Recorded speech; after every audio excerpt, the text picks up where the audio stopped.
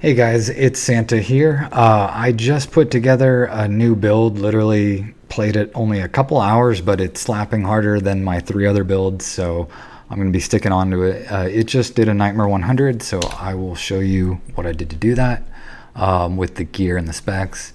Let's start off. Now, Shaco, most people aren't going to have this one, but it's okay because it doesn't make the build. It's just a stat stick, so if you don't have one, the big takeaway is get damage reduction. It's probably the most important thing on there. So anything that'll give you damage reduction, disobedience. However, we do have the Juggernauts, which is going to be favorable for Sorks, especially if you have additional evade stacks with an Oculus. That 100 increase cooldown, you're not even going to feel it because you'll have 4 stacks of evade. So Frozen Orb power, I'd like to get Frozen Orb +4, but still looking for a duo Shards Orb gloves. But for now, this will do because Ice Shards is your finisher. Tybalts. Now this is going to be very important with Tybalts and Essus, because what you're going to want to know is you have 2 different teleports to proc each one, but not both at the same time. And what I mean by that is Tybalts, you're going to be proccing that Unstoppable and that primary resource gain every time you hit teleport, because you will get Unstoppable with teleport. However, your Essus, which I've chosen to use, you can do a build without it. This extra crit chance is based off of movement speed that you're going to get by evading, which means to proc Essus, you're going to want to use your evade/Oculus teleport. So I will often telly stomp a mob, immediately get to them, and then back telly with evade stack to get the crit and the damage from Tybalts, and then I'll start opening up. So it's kind of like a double teleport setup when you start off. Oculus, obvious one.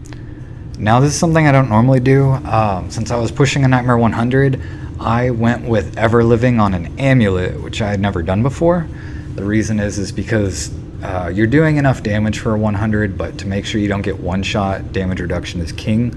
So 38% damage reduction from crowd control, which almost everything is crowd controlled, and or damage reduction from vulnerable. Your Frozen Orb and your Ice Shards, and if you even want to use Frost Nova, they're always going to be applying vulnerable. So whether they're crowd controlled or vulnerable or both, you're taking advantage of that, and it's huge. It made me super tanky. As far as rings, I still try to get crit and crit damage, but this is the best I could do actually. But the accelerating is very nice, because if you have the mana for it, the faster your attack and casting speed is, the faster you are proccing free Frozen Orbs. Frozen Orbs at a 36% chance cast rate. So attack speed is very nice for this build. And then the next ring, I also go with Ice Shards. It's a duo. You'll want to open up with Frozen Orb everywhere and whatever's alive. If there is anything alive, you finish it with Ice Shards. And then last but not least, for the offhand, I pretty much just wanted the extra damage, right? Since you have very high vulnerable uptime, and you almost always have a barrier since you're moving around, this is just very easy damage, and when I put it on, it made a huge difference on how high my damage scaled. I think I showed you earlier, but the enchants, this was actually an experiment, but it worked well. I put Frostbolt on just so that my Frozen Orbs and my Ice Shards will have an even higher chill application. That way, the moment you open up on stuff, it's usually frozen versus having to wait a couple seconds like a Blizzard Sork. This is going to be more instant. Now, moving to the skills, not really important, but I put Firebolt just in case I want to use the enchant every now and then for burning, but not really mandatory, doesn't matter. We won't be using these. Frozen Orb and Ice Shards are going to be your go-to.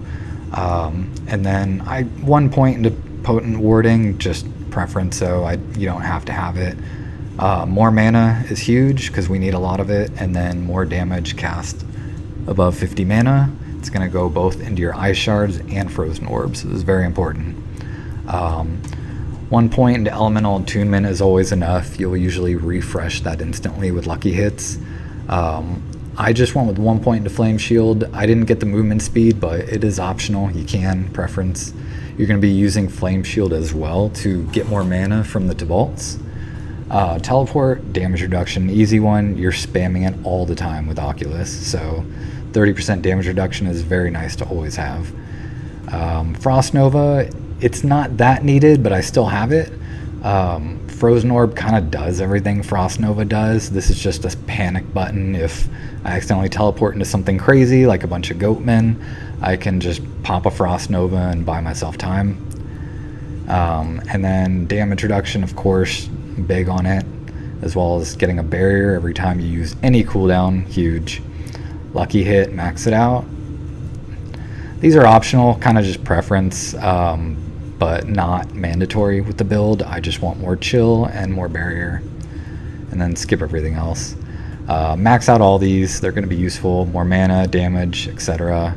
And then I went with Avalanche. I have not tried Shatter yet. I plan on using it. It's just, since this is a very mana intensive build, I got Avalanche just to kind of keep myself afloat, because the Paragon board, which I will show you, is going to be how you're going to get a lot of mana. So one of the reasons why is, I'll show you from the beginning. So the first one we went with Unleash. Again, mana regeneration, plus the passives are nice. The second page, I went into Elemental Summoner, but I didn't grab it. I strictly went here just for this mana right here. There's 2 different Paragon pages that are going to be giving you mana. This is one of them that I go first.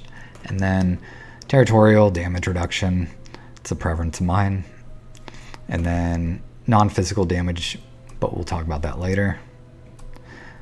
The third page we're going into is Icefall, which you do get. And then I went with Exploit just because our uptime is so high on Vulnerable. It makes sense to take advantage of all that vulnerable damage. And then moving up to the 4th page, I went with Frigid Fate, which we did get. The rune is going to be reinforced so that we have damage reduction with a barrier, and we get even more vulnerable damage.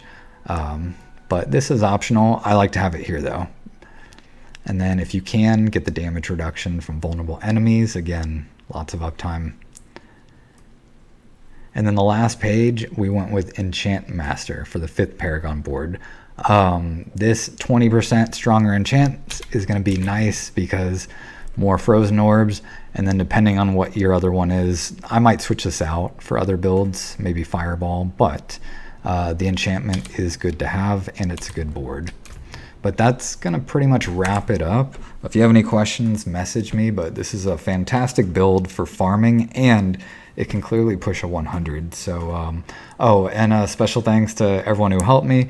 Congrats to all the guys who got Andariels, and I think we got a grandfather in our groups last night. Good job, guys. I will see you later.